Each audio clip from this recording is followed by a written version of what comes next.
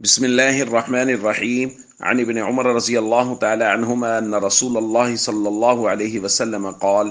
من حلف على يمين فقال إن شاء الله فقد استثنى فلا حنث عليه رواہ الترمذی۔ نبی کریم صلی اللہ علیہ وسلم نے ارشاد فرمایا، جس نے کسی امر پر قسم کھائی اور ساتھ ہی انشاءاللہ کہا تو اس قسم کو توڑنے کا کفارہ نہیں ہے۔ دوستو، قسم کے احکام و آداب کا بیان کیا جا رہا ہے۔ ایک مسئلہ یہ بھی ہے، اس کو سمجھ لینا چاہیے کہ اگر کسی شخص نے قسم کھائی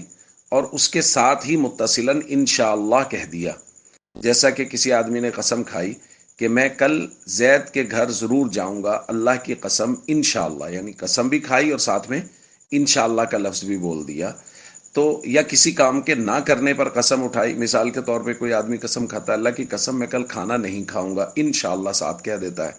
تو اب انشاءاللہ کہنے سے قسم والا معنی ختم ہو گیا۔ اب اگر یہ قسم کے خلاف کرے گا تو اس پر قسم کا کفارہ لازم نہیں ہوگا، چونکہ انشاءاللہ کہنے سے قسم کا لفظ بے اثر ہو جاتا ہے۔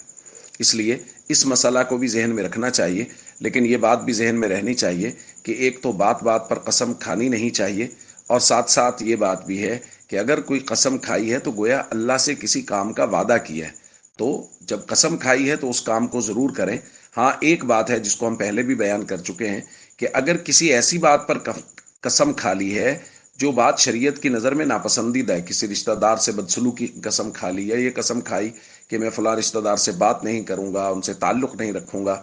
اس طرح کی اگر قسم کھائی ہے تو پھر ہم پہلے بیان کر چکے ہیں کہ اس قسم کو توڑنا لازم ہے، اس قسم کو توڑیں، قسم کا کفارہ دیں اور وہ کام کریں جو شریعت کے مزاج کے مطابق ہو۔